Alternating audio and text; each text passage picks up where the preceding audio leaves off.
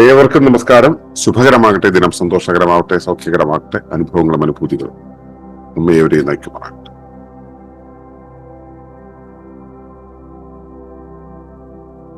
ഒളിമ്പസിന്റെ ശുഭ ദാമ്പത്യം എന്നുള്ള പരമ്പരയില് 5-ാമത്തെ അധ്യായം പ്രണയവും ലൈംഗികതയും എന്നുള്ളതിന്റെ 6-ാമത്തെ പാഠമാണെന്ന്. അത് ഷിഫ്റ്റിംഗ് സെക്സ് ടു സ്പിരിച്വാലിറ്റി എന്നുള്ളതാണ് ഇന്നത്തെ വിഷയം. അത് നമ്മളിവിടെ പറയുന്നത് ഇങ്ങനെയാണ്: Shifting sex to spirituality transforms the biological family to a family domain. ഭൗതികതയുടെ അതിരുകൾ കവിയുന്ന ഒരു ആത്മീയ മേളനം പരസ്പര ആകർഷണത്തെയും സൗന്ദര്യത്തെയും അറിയുകയും അംഗീകരിക്കുകയും ആദരിക്കുകയും ചെയ്യുന്നുവെന്ന പരസ്പര വിനിമയം ഭൗതികവും പ്രത്യുൽപാദനപരവുമായ കൂടിച്ചേരലിനെയും കവിഞ്ഞ് നിത്യജീവിതത്തിന്റെ സാധാരണപരമായ എല്ലാ കാര്യങ്ങളിലും ബാധകമാകും. അതുകൊണ്ട് തന്നെ പരസ്പര ആകർഷണത്തെ പൂർത്തീകരിക്കുന്നു എന്ന ബോധ്യം സ്വയം ഉണ്ടാക്കുവാനും പരസ്പരം ഉണ്ടാക്കുവാനും സദാ ശ്രമിക്കേണ്ടതുണ്ട്. അവിടെയും തന്റെ ശാരീരിക തൃഷ്ണയെ തൃപ്തിപ്പെടുത്തുവാനുള്ള ഒരു ചര്യയായിരിക്കരുത് ലൈംഗികത. ഇണയുടെ ഇഷ്ടാനിഷ്ടങ്ങളെ മുഴുവനും പരിഗണിക്കുന്ന ഒരു സ്നേഹസാഗരമായി നിറഞ്ഞാടുവാൻ ഒരു ഇണയ്ക്ക് കഴിയുമ്പോഴാണ് അയാൾ ഒരു പൂർണ്ണമായ ലൈംഗിക പങ്കാളിയാകുക. ഇങ്ങനെ മൂല്യങ്ങളിലും കേവല ശരീര ചുമതലയ്ക്ക് അപ്പുറമുള്ള കരുതലിലും ഇണകൾ നിറയുകയും അതിന്റെ പ്രതിധ്വനികൾ ജീവിതത്തിലുടനീളം നിറയുകയും ചെയ്യുമ്പോഴാണ് പ്രണയവും ലൈംഗികതയും ആത്മീയമാവുക. ഇതിനുമപ്പുറം ജീവന്റെയും ചൈതന്യത്തിന്റെയും മേളനം ഉയരുന്ന രതിമൂർച്ചയിൽ ആധ്യാത്മിക ബോധ്യങ്ങളിലേക്കും ഇണയുടെ സമ്യക്കായ ബോധ ആവിഷ്കാരത്തിലേക്കും ചെന്നെത്തുമെന്നതാണ് ലൈംഗികതയുടെ 2-ാം പാഠം. ലൈംഗികതയെ ഒരുമിച്ചറിഞ്ഞ് ഉപയോഗിച്ച് ജീവിതത്തെ പൂർണ്ണമേളനമാക്കുവാനാകും. അതുപോലെ തന്നെ ലൈംഗികതയുടെ പ്രത്യുൽപാദനപരമായ ഉപയോഗത്തെ ജീവശാസ്ത്രപരമായ സൃഷ്ടിക്കു പകരം ഭൗതികമായ സൃഷ്ടികൾക്ക് കൂടി ഉപയോഗിക്കാൻ കഴിയുന്നിടത്താണ് കേവലമായ ഒരു ജൈവ കുടുംബം സൃഷ്ടിയാത്മകമായ ഒരു കുടുംബ തട്ടകമായി മാറുക.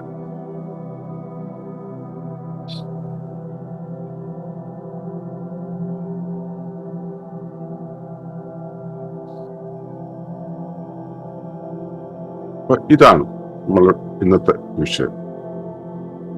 Shifting sex to spirituality transforms the biological family to the family domain. പ്രത്യുൽപാദനപരമായ ഉൽപാദനക്ഷമയുള്ള അല്ലെങ്കിൽ ജീവശാസ്ത്രപരമായ ഉൽപാദനക്ഷമതയുള്ള ഒരു സങ്കേതമാണ് ഇണത്വം എന്ന് പറയുന്നത്. നമ്മൾ പലവരും ചർച്ച ചെയ്തിട്ടുള്ളതാണ്. പക്ഷെ അതിന് സോഷ്യൽ പ്രൊഡക്ടിവിറ്റിയുള്ള ഒരു സംവിധാനമായിട്ട് സാമൂഹ്യ നിർമ്മിതി എന്ന് വെച്ചാൽ സമൂഹത്തെ നിർമ്മിക്കുന്നതും സമൂഹത്തിലുള്ള നിർമ്മിതികളെ നിർമ്മിക്കുന്നതുമായിട്ടുള്ള ഒരു സാമൂഹ്യ നിർമ്മിതി സൃഷ്ടിക്കുന്ന ഒരു ഇടമായി മാറണമെങ്കിൽ ഈ ജീവശാസ്ത്രപരമായ കാര്യങ്ങൾക്കുള്ള ഒരു ഉപയോഗത്തിനുമപ്പുറത്ത് ലൈംഗികതയ്ക്ക് വേറെ മാനങ്ങൾ ഉണ്ടാകണം. അതിന്റെ അടിസ്ഥാനം എന്ന് പറയുന്നത് പരസ്പരാകർഷണമാണെന്ന് നമ്മൾ ഇന്നലെ പറഞ്ഞു. ഭൗതികതയുടെ അതിരുകൾ കവിയുന്ന ഒരു ആത്മീയമാണ്. പരസ്പര ആകർഷണത്തെയും സൗന്ദര്യത്തെയും അറിയുകയും അംഗീകരിക്കുകയും ആദരിക്കുകയും ചെയ്യുന്ന പരസ്പര വിനിമയം 2 ഇണകൾക്കിടയിൽ ഉണ്ടാകണം എന്ന് പറഞ്ഞു. പരസ്പരം ആകർഷിക്കണം. ആ ആകർഷണം എന്ന് പറയുന്നത് കേവല ഭൗതിക ശരീരം ഉപയോഗിച്ചുകൊണ്ട് മാത്രമാകരുത്. നിറഞ്ഞ പെരുമാറ്റവും നിറഞ്ഞ കരുതലും എല്ലാം ഉപയോഗിച്ചുകൊണ്ടാകണം അതുണ്ടാകേണ്ടത്. അതിനായിട്ട് പലപ്പോഴും പല പുതിയ മാനങ്ങളും തേടി പോകേണ്ടതുണ്ട്. പുതിയ രീതിയിലുള്ള പെരുമാറ്റങ്ങളോ പുതിയ രീതിയിലുള്ള പെരുമാറ്റമല്ല, ആ പെരുമാറ്റത്തെ നല്ല രീതിയിലാക്കി തീർക്കേണ്ടതുണ്ട്. ചില പ്രത്യേക കരുതലുകളും പ്രത്യേക നയതന്ത്രങ്ങളും ഉപയോഗിക്കേണ്ടതുണ്ട് എന്നുള്ളതൊക്കെ നമ്മൾ സംസാരിച്ചതാണ്. അപ്പോ അത്തരമൊരു ഇടപെടൽ ഉണ്ടാവുന്ന സമയത്ത് അത് ഭൗതികവും പ്രത്യുൽപാദനപരവുമായ കൂടിച്ചേരലിന്റെയും കവിഞ്ഞ്, അതായത് കേവലം ഒരു ഫിസിക്കൽ ഇന്ററാക്ഷൻ എന്നുള്ളതിനും അപ്പുറത്തേക്ക് കഴിഞ്ഞ്, അല്ലെങ്കിൽ പ്രത്യുൽപാദനത്തിന് വേണ്ടിയുള്ള ഒരു പ്രോസസ് എന്നുള്ളതിനും കവിഞ്ഞ് നിത്യജീവിതത്തിന്റെ സന്ധാരണപരമായ എല്ലാ കാര്യങ്ങളിലും ബാധകമാണ്. സന്ധാരണം എന്ന് വെച്ചാൽ ജീവസന്ധാരണം നടത്തുന്നതിന്റെ എല്ലാ കാര്യങ്ങളിലും ഈ ഒരു പാരസ്പര്യം എന്നുള്ളത് ബാധകമാവും. ഒരു ഫാമിലി ഒരു കാര്യത്തില്, സാമൂഹ്യമായിട്ടുള്ള ഒരു കാര്യത്തിൽ, അല്ലെങ്കിൽ അവരുടെ വരുമാനം ഉണ്ടാക്കുന്ന കാര്യത്തില്, അല്ലെങ്കിൽ ഒരു യാത്ര പോകുന്ന കാര്യത്തിൽ, അങ്ങനെയുള്ള കാര്യങ്ങളിലെല്ലാം ഇവരെങ്ങനെ നിൽക്കുന്നു, ഇവർ പരസ്പരം എങ്ങനെയാണ് ഇടപെടുന്നത്, എങ്ങനെയാണ് പരസ്പരം ഇഴചേർന്ന് നിൽക്കുന്നത്, എങ്ങനെയാണ് പരസ്പരം കരുതുന്നത് എന്നുള്ള കാര്യങ്ങളെല്ലാം തന്നെ അവിടെ പ്രസക്തമാവും. എന്നുവെച്ചാൽ ഇവർക്ക് ബെഡ്റൂമിലുള്ള ഒരു പ്രോസസ് മാത്രമല്ല ദമ്പതി എന്ന് പറയുന്നത്. അതുപയോഗിച്ചിട്ട് നമ്മളിത് മേളനം ചെയ്യുന്നു എന്ന് പറയുമ്പോഴും ഇതിന്റെ വെളിയിൽ ഇത് എത്രത്തോളം ഭംഗിയാക്കി മാറ്റുന്നു എന്നുള്ള കാര്യത്തിന് വല്ലാതെ പ്രസക്തി ഉണ്ടെന്നാണ് ഈ പറഞ്ഞു വന്നത്. അതുകൊണ്ട് തന്നെ പരസ്പര ആകർഷണത്തെ പൂർത്തീകരിക്കുന്നു എന്ന ബോധ്യം സ്വയം ഉണ്ടാകുവാനും പരസ്പരം ഉണ്ടാക്കുവാനും സദാ ശ്രമിക്കേണ്ടതുണ്ട്.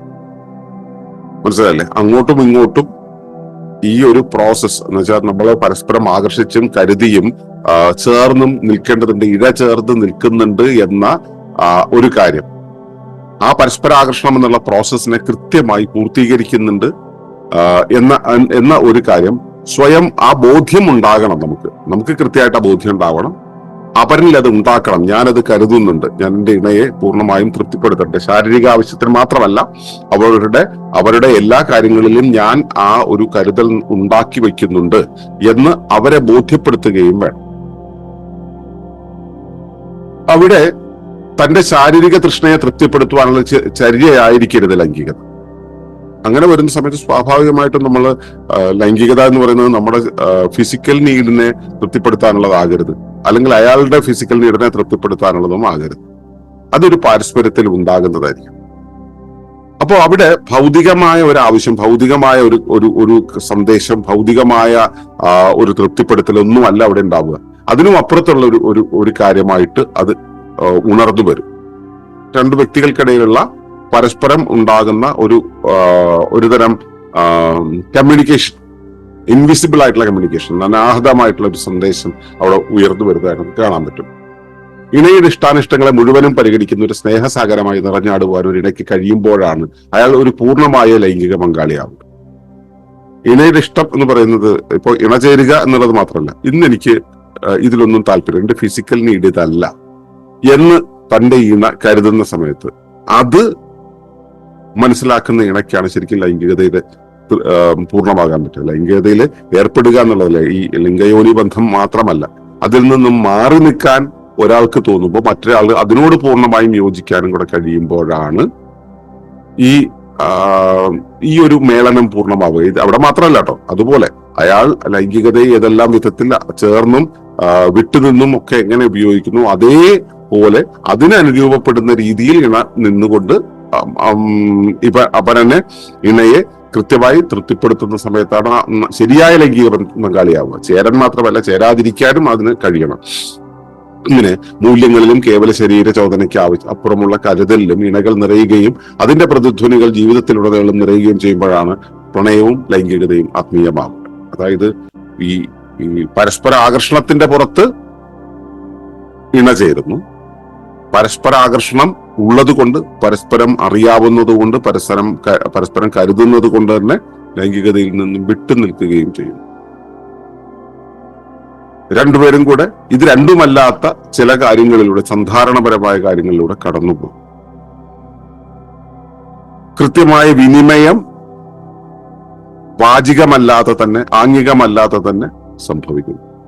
ഇങ്ങനെയെല്ലാം ആകുന്ന സമയത്ത് ഇത് കേവലം രണ്ട് ഭൗതിക വസ്തുക്കളുടെ കൂടിച്ചേരൽ എന്നുള്ളതിന് പകരം, രണ്ട് ഭൗതിക സത്തകളുടെ ഒരുമിച്ചുള്ള യാത്ര എന്നുള്ളതിന് പകരം അത് ഈ ഒരു വ്യവസ്ഥയുടെ ജനനം ആയി, ഒരു വ്യവസ്ഥയുടെ രൂപീകരണമായിട്ട് അവിടെ സംഭവിക്കും. ഒരു വ്യവസ്ഥയിലെ രണ്ട് ഘടകങ്ങൾ ഒത്തുചേർന്നിട്ട് ആ രണ്ട് വ്യവസ്ഥകളും ഒരുമിച്ച് ചേർന്ന് പുതിയ ഒരു the more than the total എന്ന് പറയുന്ന ദ മോർ ഉണ്ടാവുന്ന സമയത്താണ് വ്യവസ്ഥയാവുക നമ്മൾ പഠിച്ചിട്ടുണ്ട്. അതുപോലെ തന്നെ ഭൗതികമായ കൂടിച്ചേരൽ, അല്ലെങ്കിൽ ഇതിന്റെ ആൽജിബ്രായിക് സം എന്ന് പറയുന്ന ഒരവസ്ഥയിൽ ഈ കുടുംബം എന്ന് പറയുന്നത് എത്രയാണോ, ഒരു പ്ലസും ഒരു മൈനസും കൂടെ ചേർന്ന് കഴിഞ്ഞാൽ 0 ഉണ്ടാവും. അങ്ങനെ വെറും 0 ആവുന്ന 1 + 1 2 ആകും. അങ്ങനെ വെറും 2 ആയി മാറുന്ന ഭൗതിക സങ്കലനത്തിനു പകരം 1 + 1 എന്ന് പറയുന്നത് മോർ ദാൻ 2 എന്ന് പറയുന്ന ആ ആത്മീയ സങ്കലനത്തിലേക്ക് അത് ചെന്നു ചേരും.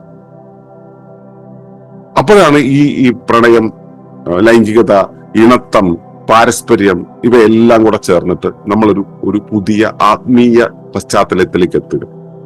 അത് ഭൗതികമായതിനും അതീതമായി നിൽക്കുന്ന ഒരു അവസ്ഥയിലേക്ക് എത്തുക. ഇതിനുമപ്പുറം ജീവന്റെയും ചൈതന്യത്തിന്റെയും മേളനമുയർത്തുന്ന രതിമൂർച്ചയിൽ ആധ്യാത്മിക ബോധ്യങ്ങളിലേക്കും ഇണയുടെ സമ്യക്കായ ബോധാവിഷ്കാരത്തിലേക്കും ചെന്നെത്തുമെന്നതാണ് ലൈംഗികതയുടെ രണ്ടാം പാഠം. അതായത് ഈ ഒരു തലത്തിലേക്ക് എത്തി. ഇണ ചേർന്നും ഇണ ചേരാതെയും ഒരുമിച്ച് ചേർന്ന് ദ മോർ എന്നുള്ളൊരവസ്ഥയിൽ, ഈ ഒരുമിച്ച് ചേരലില് രണ്ടുപേരും തമ്മിലുള്ള ആ പാരസ്പര്യമുണ്ടല്ലോ, ആ പാരസ്പര്യത്തെ അധികമായി വർദ്ധിപ്പിക്കുന്ന ഒരു അവസ്ഥയിലേക്ക് നമ്മൾ എത്തിക്കഴിഞ്ഞാൽ, അപ്പോൾ ഇഴ ചേരുന്ന സമയത്ത് അപ്പോൾ ഉണരുന്ന രതിമൂർച്ചയുണ്ടല്ലോ, ആ രതിമൂർച്ച എന്ന് പറയുന്നത് ജീവന്റെ മേളനമാണ്. ഈ പാരസ്പര്യത്തിന്റെ മോർ ദാൻ ദ ടോട്ടൽ എന്ന് പറയുന്നതിന്റെ ദ മോറിനെ സൃഷ്ടിക്കുന്ന സംഭവമാണ്.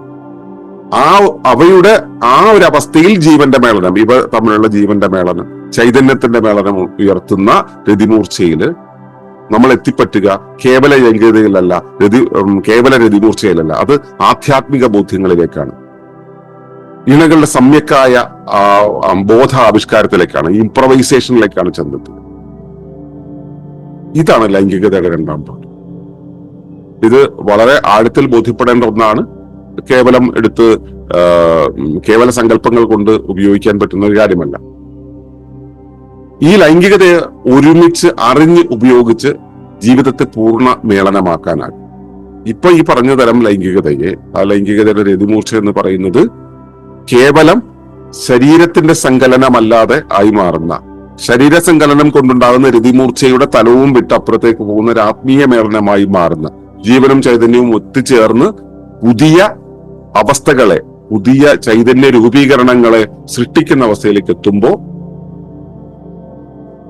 അത് ഒരു പൂർണ്ണമേളനമായി മാറും. ഏതു തരത്തിലുള്ള, ഈ വ്യവസ്ഥാതലത്തിലുള്ള പൂർണ്ണമേളനമല്ല, അത് ലൗകിക തലത്തിലുള്ള ഒരു പൂർണ്ണമേളനമാകും.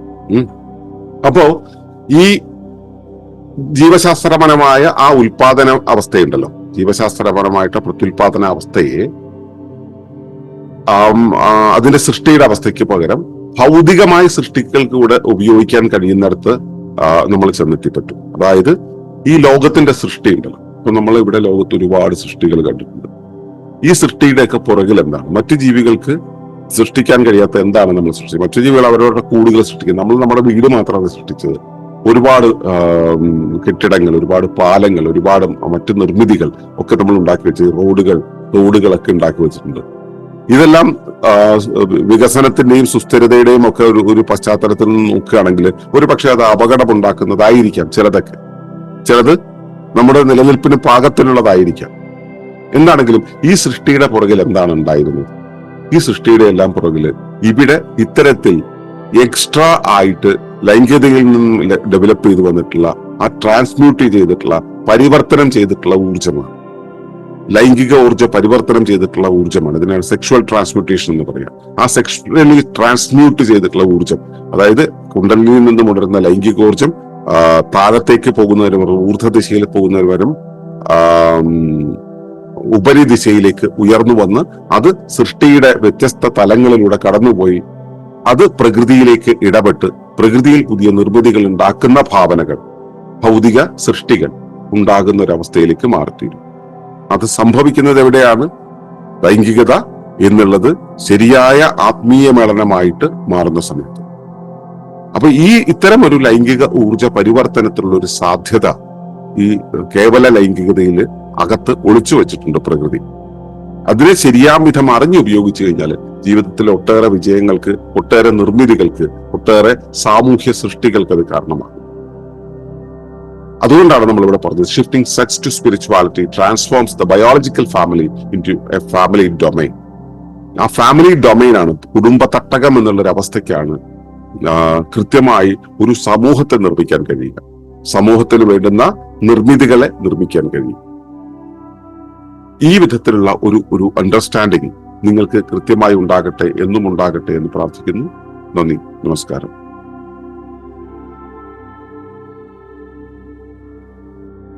ഈ വിഷയം ഇഷ്ടമായെങ്കിൽ ഒന്ന് ലൈക്ക് ചെയ്യുക, കമന്റ് ചെയ്യുക, ഷെയർ ചെയ്യുക.